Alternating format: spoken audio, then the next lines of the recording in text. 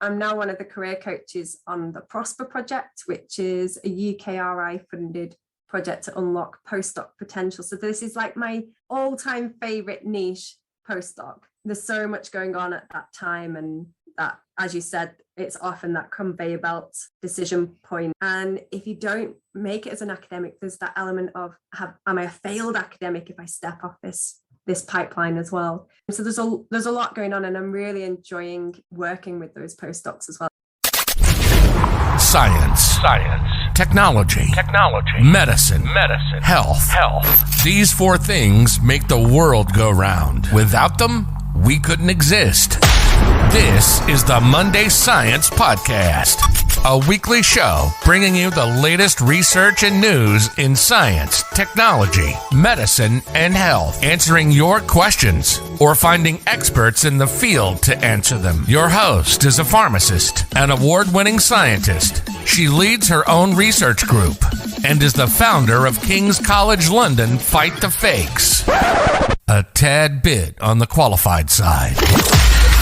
Welcome to Monday Science. Here's your host, Dr. Bahija Raimi Abraham.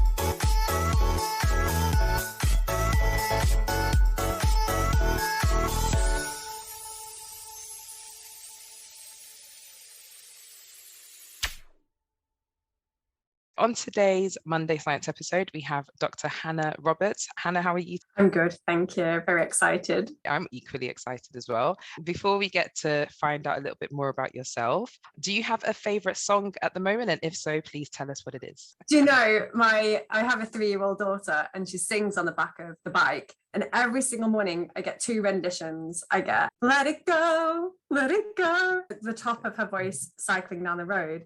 And I also get Mary Had a Little Lamb. And at the moment, yes, they're the only 2 songs that are resonating in my brain. A couple of things. Firstly, Thank you for Let It Go is actually one of my favorite songs. In moments of despair, I just randomly start singing it out loud, regardless of where I am. So thank you for that. You're also the first guest to actually sing their favorites or their song of the moment. So this is going to go down in history. Mary Had a Little Lamb. That's the second song. Yes, so it's just like a remix. It's a remix, and she's also got the northern accent running through it as well. So she goes, little. So it's just like the whole time. That is so cute. Well, thank you for that. That was brilliant.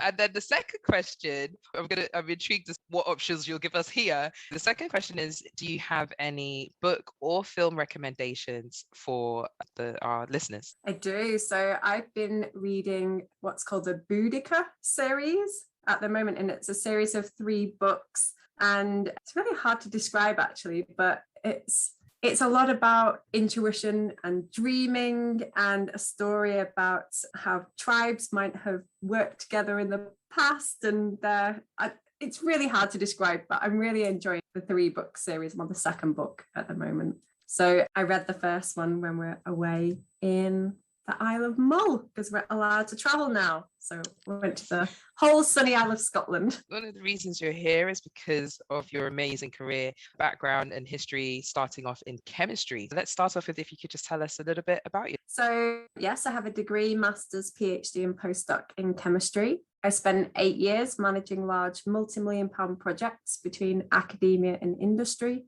and commercializing that research. And as part of one of those commercialization projects, I started a spin-out company with 3 other female academics, and I was managing director of that company for 2 years. And I did that phase of my life while also having 3 children. So it was on my 3rd mat leave when I decided to retrain to be a coach and a professional skills trainer. We might get into that. It was maybe like a mid-30s crisis. And I've been doing that in my own business for the last 3 years. Oh, I can't hear you right now. I muted myself in the excitement because when I think I reached out to you on Twitter, and you came up on one of my feeds. I don't know what it was about, but I can't remember how. And I was reading up about you, and I was like, yeah, needed right now for me personally. When you talked about mid-30 careers, I was like, does she read minds? You've done a lot, and it's amazing. And what I like about your career so far is the intersection between academia, industry, and the fact that you've also been able to be involved in innovation.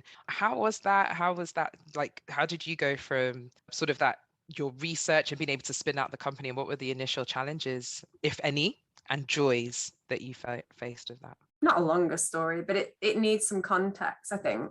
So you can look at all the statistics, but when I started my degree, 43% of the intake were women. And then I went through, the usual pathway. I did actually step outside of academia. I missed that part out, but I did a graduate development program, a whole heap of other stuff before coming back to do my PhD. So it took a few years. I don't know what I want to do, but by the time I got to the final year of my PhD, I had just got married. I was thinking about starting a family. I did kind of a mental 2 steps forward, what's going on. And in a department of 200, I found that there were only 5 women. And of those 5 women, I only saw 2 with young families, or maybe 3. And I started to think, is this even possible for me? I ended up getting recommended for a postdoc. And 2 weeks into that first postdoc, a 12-month contract, I fell pregnant. And it really left me feeling I need to kind of push to prove myself so I'll have a job to come back. So I worked really hard. And when I came back after my second mat, I didn't ever go back in the lab once I come off mat leave. So I started to do scientific project management. And within that, there's always, when you're managing projects that are not just a single person, when it's multidisciplinary, and you might have project partners in Europe or like multi-center project partners, usually you have to have an exploitation plan. And sometimes it's written in with a grant and you can foresee what's going to happen, like a licensing agreement. So in another project we did, we actually had project partners who were going to license the technology. But in this particular case, the first one that I did, we decided, okay, we've got some new techniques to measure the size and shape of biomolecules using mass spectrometry. And we decided we could run it as a service for other people. So at first we wanted to run it just as a service within the university, but they weren't that forthcoming in terms of not sure about that. So we decided that we would spin it out as a thing. It was very much a organic process. It wasn't like one day you don't have a company, the next day you have a massive building with lots of people. It's a really organic process where we start off with, I don't know, one contract, and it was run over 4 days, and then you might get some repeat business, and it just grew from there a little bit. So it never felt too intense. And I kind of shied away from it for a whole year. So this was on my radar, and it was like, I don't feel confident enough. I'm not sure I know enough to do it. There was a whole heap of imposter syndrome going on. And I saw this gap where I wasn't going to have any children, and I wasn't in the first throes of children. They were a couple of years old by then. And I thought, if I'm going to do it, this is now. So I kind of took the opportunity between children to do something where I knew I could commit to it for a full 12 months and see how it goes, really. That's really amazing. I'm just thinking back to my own postdoc experience, and you see a lot of women at PhD postdoc level, and then the number thins out as you get at each level. And it's hard to then think that there's a place for you in trajectory in that career if you can't identify sort of enough role models there, and that there's almost a thinning down or a skimming down, and it can be quite difficult. And also, when you talk about with your spin out, it's very interesting what universities are interested in when it comes to what they class or determine as business and innovation. And I just find that quite fascinating, just even personal experiences myself. You mentioned your co-founders were also female as well. Were they also mothers, or what did that bring you all together as well? Yeah, so there was 4 co-founders, and between us, I think we had 9 children at the time. Yeah, and I guess I wasn't the academic brains behind this at all. I was there on more of the business capacity, but they are 3 collaborators that we worked with quite frequently, and all brought it together. But I kind of bowed out of that on my 3rd maternity leave, because I decided I kind of pushed where I wanted to go with scientific project management as far as it could be. I'd started projects, I'd done the writing of grants, I'd done the managing, I'd done the completion and the exploitation and the engagement with public as well. And I just kind of thought, there's nowhere else for me to go now with it. It's more of the same. So I kind of resigned from that position on my mat leave and did the whole, what do I do now? I mean, you were really brave. You were really brave to make that decision, because I think some people carry on and are not happy, but then it's that fear of the unknown.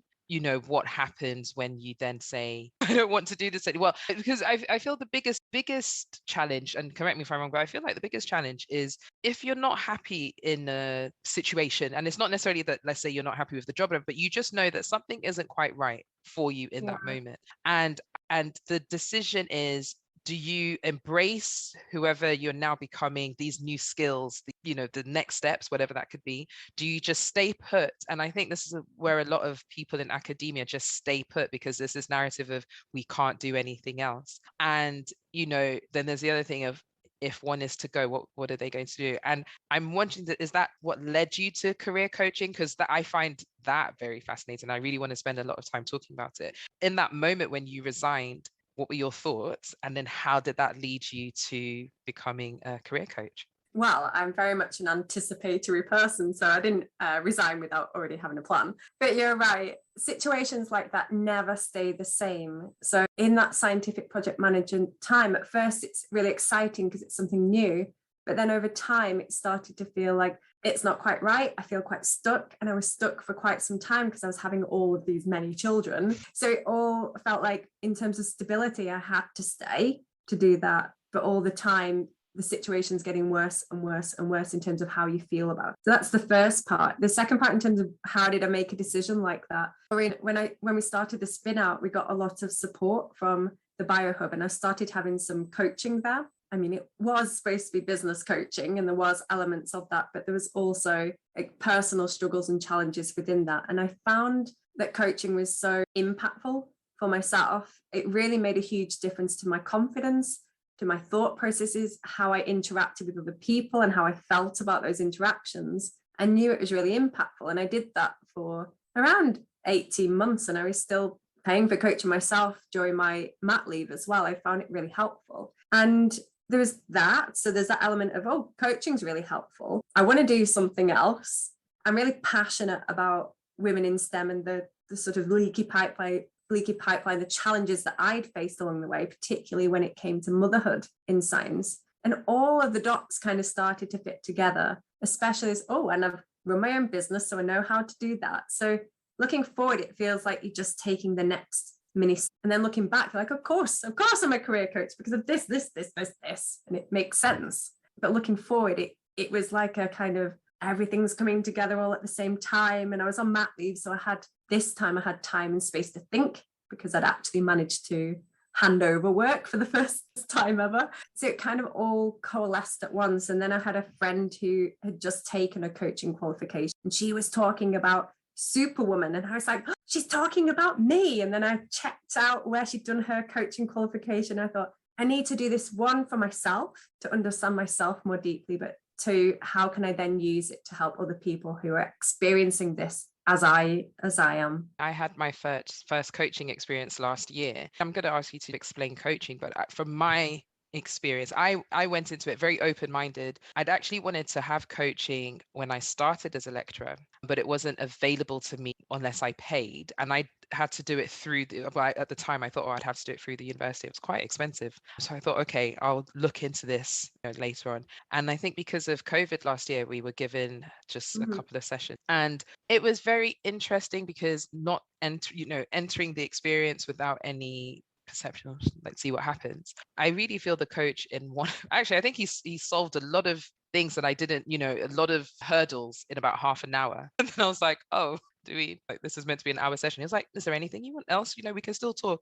And I was like, no, you've actually helped so much in half an hour versus, something that things that I'd been reflecting on for the last 2-3 years. And it was a beautiful experience. So what is coaching? Yeah, what on earth is it? So just some differences between therapy and coaching. So in my mind, therapy is very much about looking at the past or a particular incident and really digging down and understanding the details of that, feeling better about that in the here and now. Whereas coaching is more future focused. So this is where you are now. Where is it that you want to be? And it might be helping someone to define that in the first place. And then breaking it down into first action steps to move you forwards. And of course, we're going to put blocks in our own way as humans. And often they are also attached to the past incidents as well.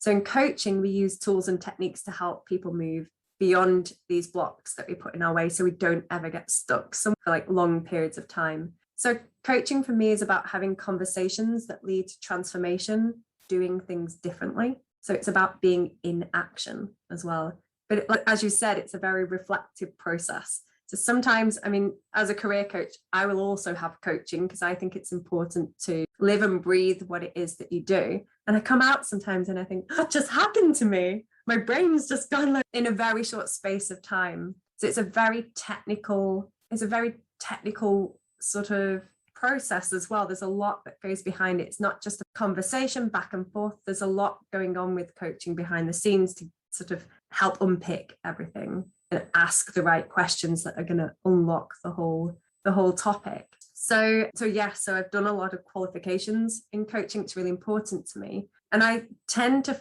call it career coaching, but I tend to fall into two brackets of life coaching, because there's a lot of decisions about life and confidence and who you are and identity. And then there's also this layer of most people I work with are coming to an inflection point, a decision point about career at the same time as all of this other stuff that's been building. So I also layer on top some practicalities of making next steps in terms of defining the value that you bring, the vision, purpose, mission, natural talents and values, aligning it all so that the next decision feels like you've made an informed choice. You've actually made a conscious decision about what's next, not just stood on the conveyor belt and let it unfold. And then on top of that, there's the way that we package and position ourselves as well. So it usually is a combination of life and career coach. I'm now one of the career coaches on the Prosper project, which is a UKRI funded project to unlock postdoc potential. So this is my all-time favorite niche, postdoc. There's so much going on at that time, and that, as you said, it's often that conveyor belt decision point. And if you don't make it as an academic, there's that element of, am I a failed academic if I step off this this pipeline as well. So there's a lot going on, and I'm really enjoying working with those postdocs as well. It's really interesting. I think when you've gone through the postdoc experience as well, and during my postdoc, I felt that there was more support for if you're doing a PhD and then, oh, you've now decided you're going to be an academic. And then as a postdoc, it felt in my, at the time, I just felt that there wasn't any sort of value or respect in the position. Then that can trickle down to you. Imposter syndrome was at an ultimate high and you just feel very, very lost. So I think it's really good that you're focusing on that demographic as well, because it's such a difficult time. And sometimes you have no words to just articulate what is going on. On your LinkedIn, I like that you have as your opening sentence where you say you're helping scientific women struggling with what's next to achieve purposeful career direction by restoring confidence and developing a 5-year action plan. When I read that, I was like, yes, I'm very much looking forward to speaking to this lady, because restoring confidence, there's so many key things. There is a particular need for scientific women in general because it's hard. The what next, I want just to find out a little bit more by that. Restoring confidence, I like that you already have highlighted the fact that a lot of scientific women have lost their confidence in the battle to just stand at all. And it would increase confidence over time, but it feels like it's more an erosion of confidence over time. It is. It's a challenge. And then also the 5-year action plan. What made you put that on your, it's a very bold statement to have, and I really like it, but what made you put that on your LinkedIn? And then if you could just break down those key elements that you're looking to support women with in that area. So this is actually something that I teach when I do online networking training for early career researchers. The LinkedIn headline is so important because it's a statement. It follows you around LinkedIn wherever you go. So I feel like it's comprised of 3 different parts. There's the calling out the person that you want to talk to online so they know, oh, she's talking about me. So that's the first bit, and the challenge that they're facing or the area of research that you're working in. It's relevant to both researchers, whether you have a cake business or you're selling honey online or whatever, it's relevant. Then there's what's the big impact of the work together. So for me, that's purposeful career direction. And then the final part is, it's not just about taking the next step, it's about doing something that matters, makes a difference. And then, I mean, why else would we have got into science in the first place? And then the final part is the how, the method, how I go about doing my things. So that's the restoration of confidence, and it's the development of a plan. But that plan has to fit the context of your whole life, has to balance everything. I can't just make a plan and then someone's like, oh, but I've got 3 children, so that plan doesn't work. It's about plan within context. Yeah, we've just finished doing a women's health series, but it was really focused on fertility and, trying to plan for that, the sort of looking at it from the IVF and all those things. But something that's can be a difficult conversation, I feel, for women in science, can be the discussion of babies. When is the perfect time? What happens if you get pregnant during your PhD? I remember I had somebody who was interested in doing a PhD and they said, oh, but I might get pregnant. My husband and I were trying and, we might get pregnant in a couple of years. Would that be okay with you? And I said, well, firstly, I'm so happy that you felt comfortable to say, and then secondly, I don't mind. It's fine. We've got lots of examples of women who have had babies throughout their PhD and it's been fine. But there is a thing of also you have to make sure that the supervisor is supportive. It's not a given, unfortunately, that a supervisor would be supportive. I'm just, it's the reality. I even remember when I started my lectureship, I hadn't started, it was just before, and a senior colleague, she sat me down and she said, I just want to say, congratulations, lovely, great. And she said, I don't know what your plans are for the future, but just know there is no perfect time to have your children. Just do it. Your academic career will be fine. What are your thoughts about just this topic of the quote unquote timing to start a family in science? Everything comes at the same time. The biological clock, along with being on short-term contracts, a lack of security, along with this really heightened competitive phase of the career of trying to get a fellowship, all at the same time. And it feels like now is not a good time, but then if we don't, it may never happen. So I had to kind of just go for it. But what they don't tell you is if you get pregnant and you've still, obviously you need to have a contract extended, but the funding body pays for your replacement during that time. It doesn't cost them extra money to have you being pregnant and on mat leave. That's not an issue.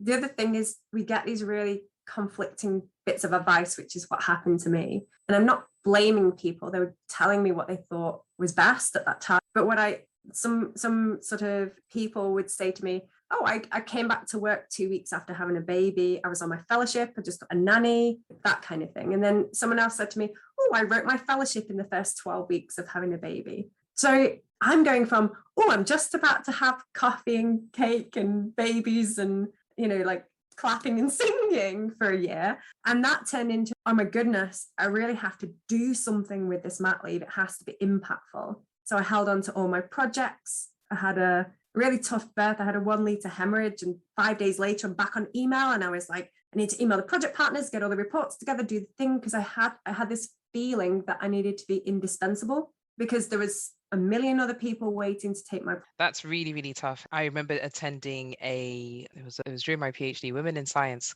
No. What was it? Family and Science. Can you have both? At the end of it was, and you can tell at the time afterwards, I was like, I'm not sure. But that narrative of being productive during your mat leave, it's horrible. But definitely the message that was sent, it was like, you've got 9 months, and in those 9 months, you can start prepping for the grants, you can start writing the papers. So whilst you're on taking your time off, quote unquote, taking your time off, i.e. looking after the child, then you'll be publishing and at least you'll still be relevant.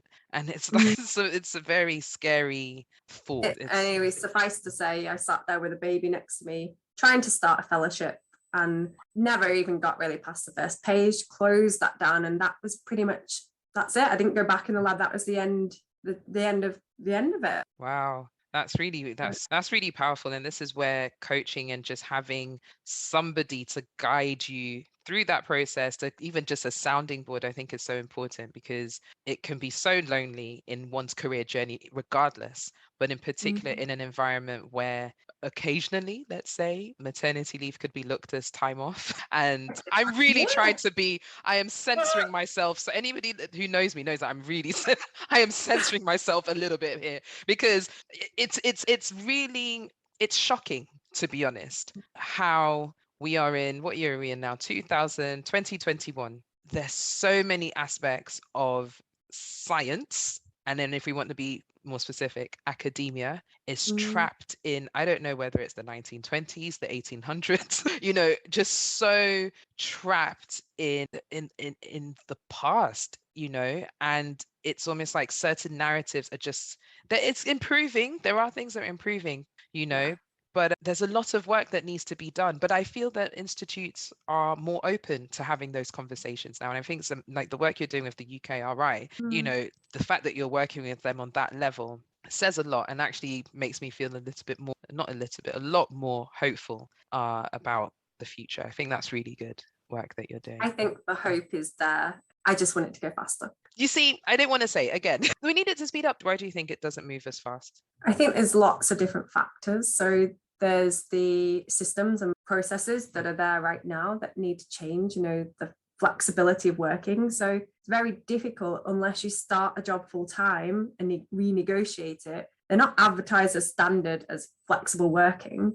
That there are things that really need to happen that will make things easier for everybody, like systems, processes. And in order to do that, we've then got to think about the culture of the workplace as well. So we've got this highly hierarchical, competitive environment that does not currently support mothers in particular, or women, minority groups in STEM in any capacity. So the culture has to shift. But in order for the culture to shift, individuals have to feel resourced enough to be able to fight for it. And if we're all bogged down in too much work, working all the time, too busy working in our careers, not working on them, not able to even see beyond that, none of that stuff's going to change. That's why I believe that coaching at the individual level is critical, to resource people enough to care, to do all the work that needs to be done, to care, to change all the rest for everybody else. And I think it really hit home for me with having my final, because it's final, it really hits home for me, because I think,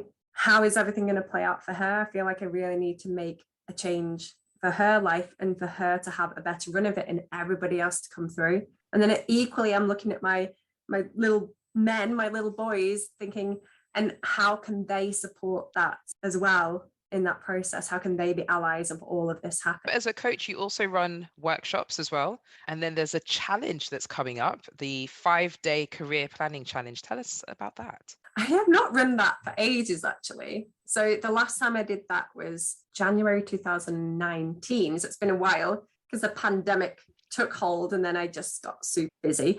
But I like running these challenges because it gives people a breakdown, basically what I would do over a 3-month period with someone, and break it down into what would be the very first steps in that process, and allow people to go through it in order to move forward, make decisions about their career in a very short space of time for free. So I get to work with loads of people I wouldn't normally get to work. They get a flavor for how it will work, and they get sort of a lot of big impact from that week. So we have a mini 5 to 10 minute video in the morning and a little action step to take. And then you get a Q&A thread to ask all your questions about career, about life, put them in the chat box, the Q&A thread. And then in the evenings, I just spend a whole hour answering all the questions. So by the end of the week, you'll have some really good clarity over career direction, purposeful career direction, and all your personal questions answered as well. So it's a really like high impact, high energy, good fun week, and worth actually spending time on. That's the thing. We sign up for these things and then don't do them. So I usually get a good turnout actually for those. So I hope all of you, if that's of interest, career and confidence, to join one of those challenges. Well, I'll definitely be joining, and it'll be great to make sure Monday Science can promote and support and get everybody on board for it. Yeah, no, definitely. I would love to be able to support that. But just before we round off, you also have a podcast. Let's talk about podcasts. So how long have you had yours for? When did it start? What's the name? Tell us everything. Okay, it's called Women in STEM Career and Confidence. Who knew? The name is in the title. I launched it in January of this year. It was kind of like a new year, just have to launch it now. It's got over 12,000 downloads so far. And I usually record it live on my Facebook business page, and then it gets converted into like a proper podcast. However, it's recorded live. So I usually go and do exercise in the morning. So I'll go do my exercise, and either halfway around a mountain bike ride or just after a swim set, whatever it is, I'll record it. So it's very much rough and ready in terms of it's not pre-rehearsed in any way. It's usually, I have themes, but it's usually downloads of thoughts and processes and tools and techniques you can use. And whatever really is coming up for my clients or me in that week, we'll talk about those things. And things like how to deal with preempting, catastrophizing, ruminating upon things, or how to think about life purpose, or even include that in a plan. So just things like that. But yes, they're usually between 5 to 10 minutes long. So they're really short snippets. You don't need a long time. You don't need to sit there for hours on end to enjoy the podcast. So really short. And I think we're on episode 90 now. So I've been steadily working away at them each week. And I also have another series called Inspiring Stories, where I get people on to also talk about their experiences, a bit like what you're doing here. So we'll have to have you on the Inspiring. That would be amazing. Thank you. That would be amazing. I did when you talk about running, there was a few episodes where I'd gone for a workout, then I came to record and I was like, hello everyone. How do you just even, because how do you even just try and keep the focus? Because I was so breathless, I actually had to pause halfway through. I was like, I'm so sorry. I did have one where I was walking too fast, and then I had to actually stop because I couldn't breathe and think and walk at the same time. Well done for getting close to 12,000 downloads so far. I mean, it's amazing. It's really, really good fun. I just enjoy it. What do you enjoy about podcasting? Well, I'm not great at, some people are really great at journaling, and I'd love to be great at journaling, reflecting and processing thoughts, but I'm not very good at doing that. So the podcast is a way for me to kind of process things that are going on in my own mind, things I'm thinking about, and it's a way for me to do that reflection time in a way that can also help other people in the process too. So it's kind of my cheats way out of journaling all the time. I do write as well once a week. I have Coffee and Notes, which is my weekly newsletter thing, stories, thoughts that are going on. So I do write once, but this is more of a frequent kind of download of thoughts. And